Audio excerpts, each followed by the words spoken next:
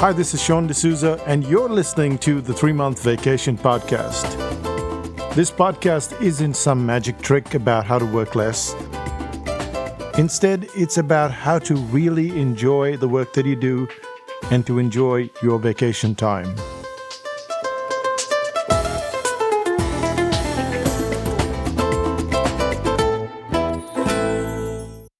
Often when I'm giving a presentation, I completely avoid the topic that I'm covering. For instance, if I'm talking about conversion, I should start with something to do with conversion, right? No. Instead, I'll start off with something quite unexpected. I'll talk about philosophy, our philosophy, and the way we run our lives and our business. Granted, it snaps the audience right out of whatever they're doing, but there's also a different reason why I choose to talk about philosophy. It's because it's a guiding force. It's a kind of North Star. It allows you to benchmark where you intended to go and where you are headed, or rather where you are right now as well. We have a slightly odd philosophy, and maybe it will inspire you or get you to create your own, or rather to solidify your own philosophy.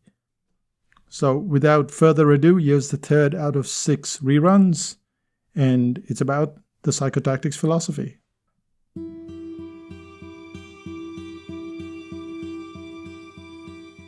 I don't speak very often at events, but when I do, I usually tend to start off with a very strange kind of beginning.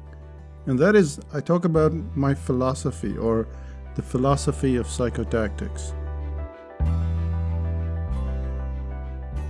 And it's strange because someone might be there to listen to pricing or to how to grow your business or something like that.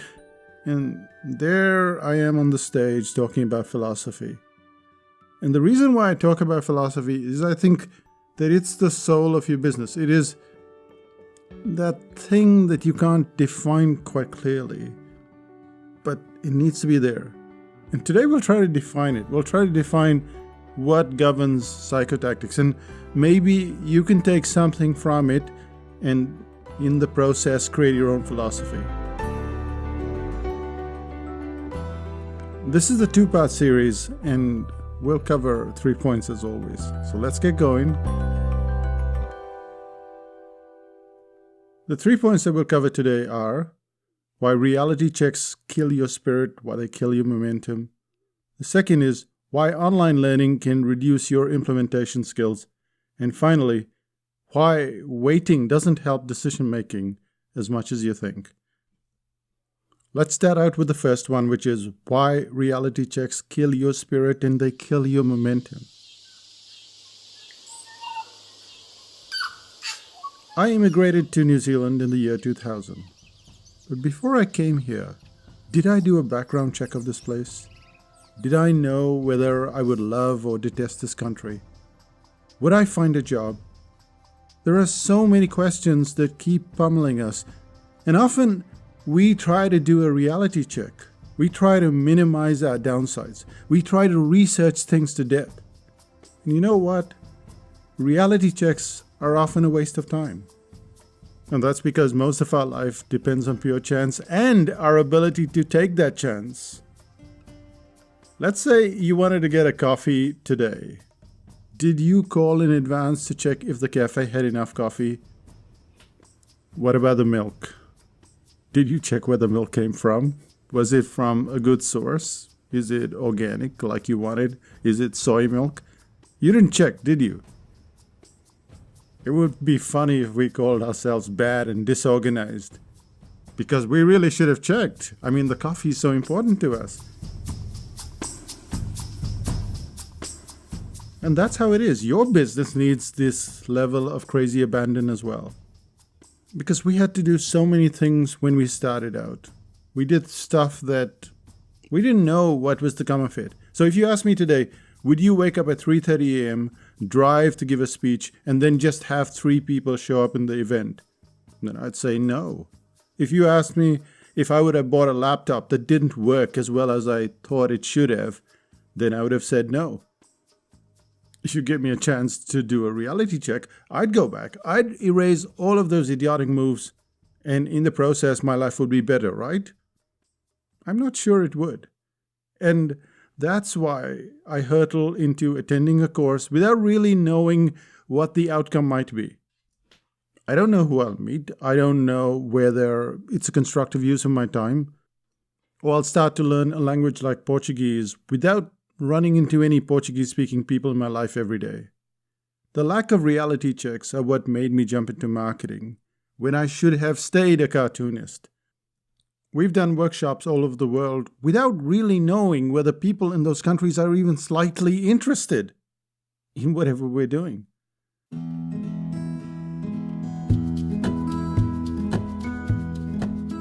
But surely reality checks matter. They do. If you have just $20 in your bank account, you should not be buying that new phone. If the person you're seeing is an axe murderer, you should really be briskly walking in the opposite direction. Reality checks matter for many things, and they're important for our lives to have a semblance of sanity and order. And that's where planning comes in. Planning is a sort of reality check. At Psychotactics, we plan like crazy.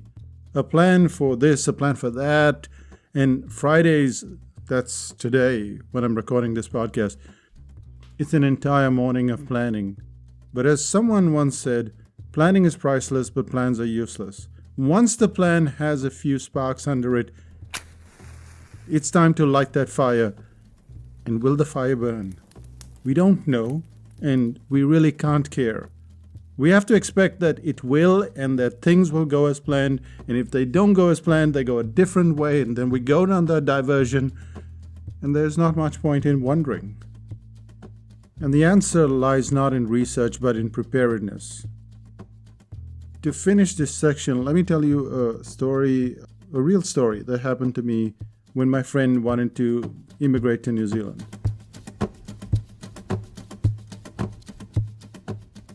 So this friend asked me to help him immigrate.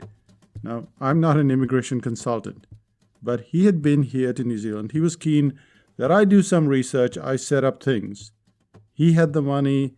He wanted to set up a factory. He wanted to have a very smooth entry into New Zealand. Anything less than perfect wasn't to his liking. And my response to him was, imagine we set up everything just as you wanted, just as you needed. And then, the day you board the plane, there's an earthquake in New Zealand. What then?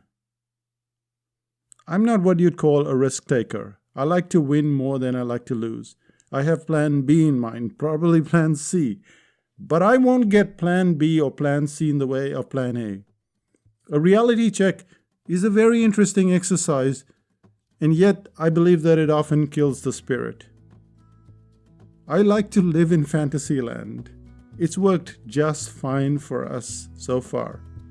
And after this, we're headed to the cafe. And no, we haven't called in advance. We'll just take our chances. And that brings us to the end of the first part. Let's take a look at the second part, which is called Why Online Learning Can Reduce Your Implementation Skills. Turn on the light switch in your room. Did it turn on? Well, if it wasn't for Michael Faraday, we might still have been in darkness. And that's because way back in 1831, Faraday discovered electromagnetic induction. Right until that point, the whole idea of electricity was more of a curiosity. And one of the reasons why Faraday got to this particular moment in history is because he left home. But not just home, but an amazing job he had as a bookbinder. Today, we don't think twice about books, but back around the 1800s, books were expensive. They were very hard to find. And Faraday had this fabulous luck of getting a position as the apprentice of a bookbinder. And for the next 7 years, he read every book he could get his hands on, concentrating mostly on his first love, which was science.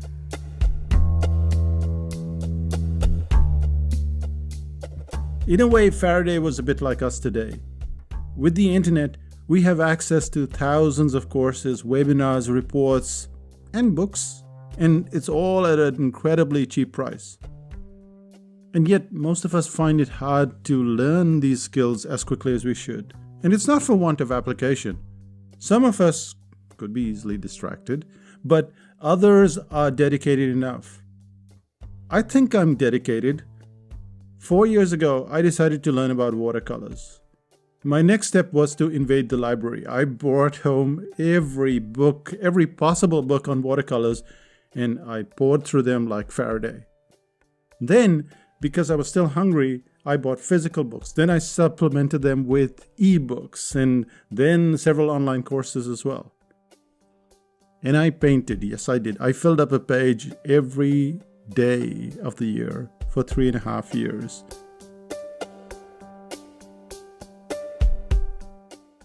And I had progress, but then I went to this watercolor course in Cadaqués in Spain. And my watercolors took a dramatic turn for the better. Faraday did something similar and his life changed as well. He was no slouch in the reading department, but Faraday longed for a live setting. So he'd go and he'd see speaking engagements of the most prominent people of the day. And one of these people was Humphrey Davy. Humphrey Davy was like a superstar at that point in time. And Humphrey Davy was temporarily blinded during one of his experiments. And Faraday was called in. He was called in to help as an assistant. And that was his live workshop.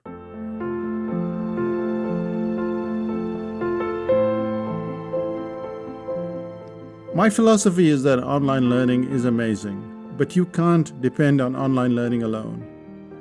Now this is ironical coming from us because we have courses. We have the online article writing course, the info product courses, cartooning courses. And there's not a doubt in the world that online learning is extremely valuable. And yet, a live workshop is completely different and, may I say, a very needed experience.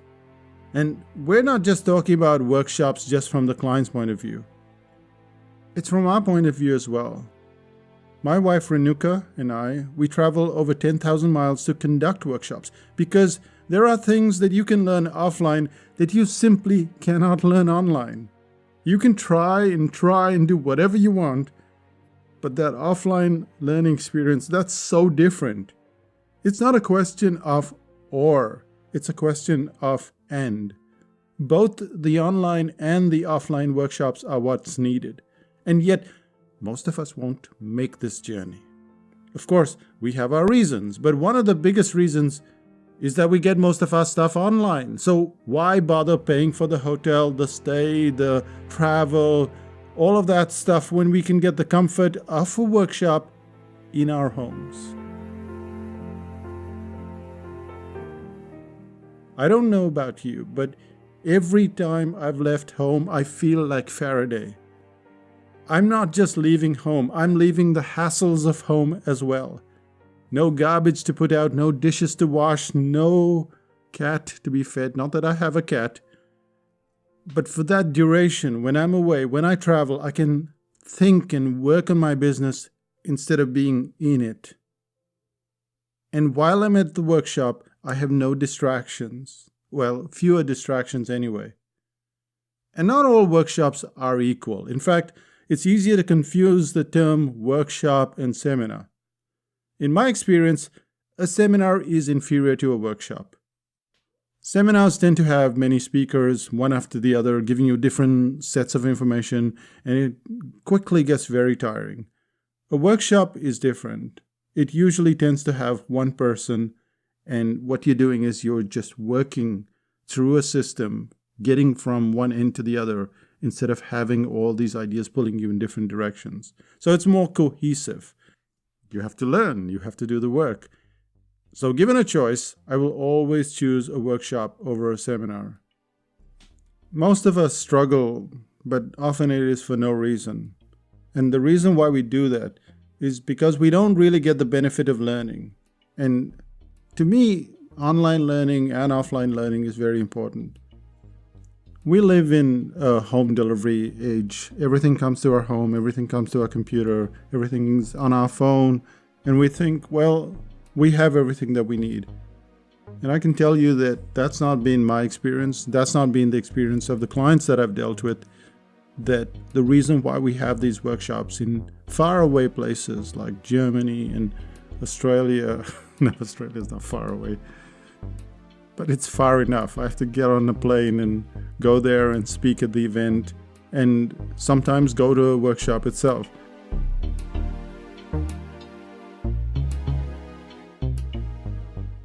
And that's the point, that home delivery is good, but only for so long. You then need to get outside your comfort zone. You need to do some due diligence, find a workshop that will teach you your skills, and you'll find that it boosts your confidence. And I'd go so far as to say it will boost your income as well. Faraday was born in a poor family. For him, the bookbinder's job was the most incredible gift ever. Yet he pushed beyond his comfort zone. He took the risk that he needed to take, and he put that learning into practice. Look around you at those you consider successful. And successful in a different sense, not these crazy people going at it all the time, screaming at you from the podium. Look around you and you'll find one thing in common. They all did their home learning, but all of them also left their nest. Turn on that switch, that light switch in your mind. Did the light turn on? Well, that brings us to the end of the second part. Let's get to the third one, which is waiting. You know how you've been told to wait? Is it really superior? Let's find out in the third part.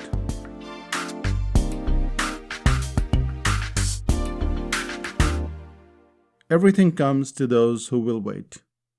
Surely you've heard that saying, right? And so you wait.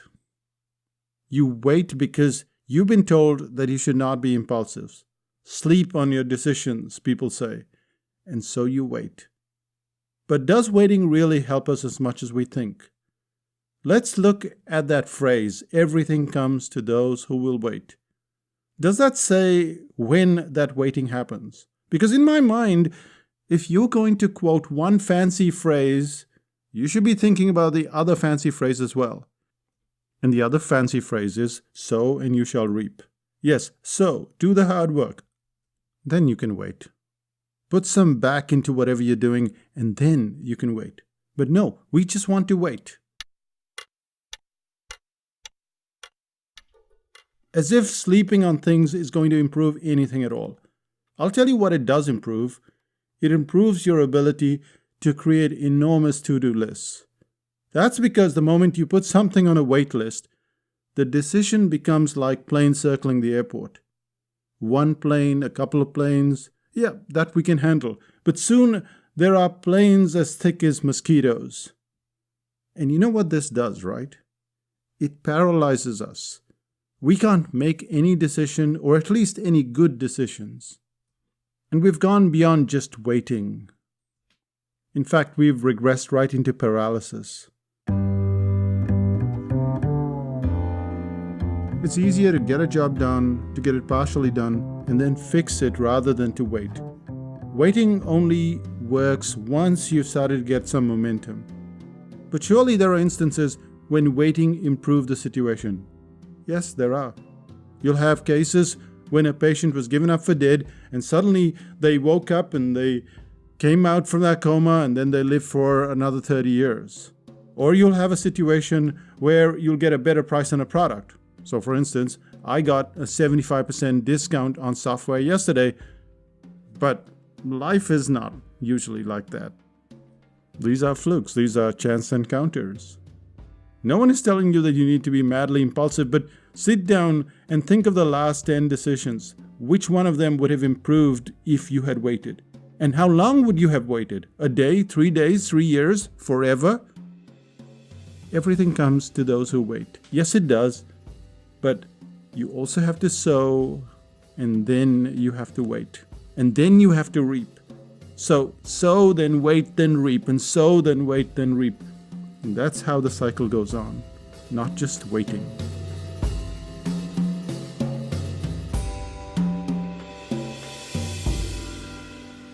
And that brings us to the end of this first part on philosophy. What did we cover? The first thing that we covered was why reality checks kill your spirit and your momentum. And like you, we've had situations like when we built this new website last year, and after all the work, we were told, okay, let's do a reality check. Let's check everything on the website. There are so many pages. How are you going to do that? So we just ran with it, and we fixed things as they went along. And reality checks, they're just largely a waste of time. You can't check everything in your life. We just go ahead, we do stuff, we fix it later. The second point we covered was why online learning, just online learning, can reduce your implementation skills. I truly believe that you have to be like Faraday and you have to leave home, go to a workshop. Maybe you're someone who conducts workshop.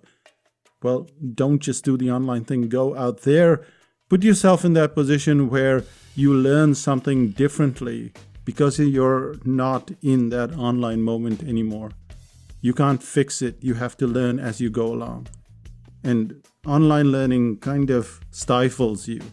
Online teaching kind of stifles you. So you have to move out there, out of your comfort zone. And the third thing is the decision making, about why waiting doesn't help your decision making as much as you think. Even though you've been told, sleep on it. Nothing really improves by you sleeping on it. Sometimes it does, but most of the time, it's better to do something and to fix it. So we have these kind of bookends. The whole momentum is getting slowed down because we're doing these reality checks and we're waiting. And I don't think that's necessary at all. And that's just the philosophy that we have. And that's why we seem to move ahead on a consistent basis. Not this slapdash rush through everything. We're still very organized, or seemingly organized. And we go through life that way. We go through our business that way. And I think that's what you need to do. Just make this progression on a consistent basis. And that brings us to the end of this podcast. Let's find out what's happening in Psychotactics land. What's happening in Psychotactics land? 25th of Jan, that's the info product course. The info product course shows you how to build that product in a way that enables the client to get to the endpoint. And the endpoint is so crucial because when you get to the endpoint, it's like having a meal. You finish a meal, you enjoy the meal, you come back for another meal. Meals that are abandoned don't tend to get a return customer. There's a reason why clients keep coming back to Psychotactics and we don't have to do so much advertising, or no advertising, in fact. And that is because clients tend to finish the meal and then they come back for more. So if you want to learn how to do that, that's the info product course. Go to psychotactics.com/info and goodies. That puts you on a waiting list. Renuka goes through that list and sends you a notification, and on the day itself, you can get access to one of those 25 copies. There are only 25 copies, even though they're digital.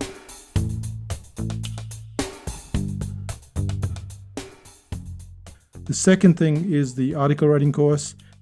The forum-based live course, which is held 5 days a week and over the 3-month period, that's going to go on sale on the 21st of March.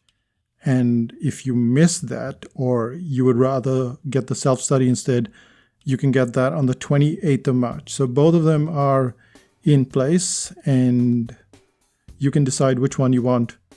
The live one, which is conducted online, and you have to do assignments every day, that is very intense because you have to show up every day for 3 months. It's called the toughest writing course in the world, and you'll see why when you join the course.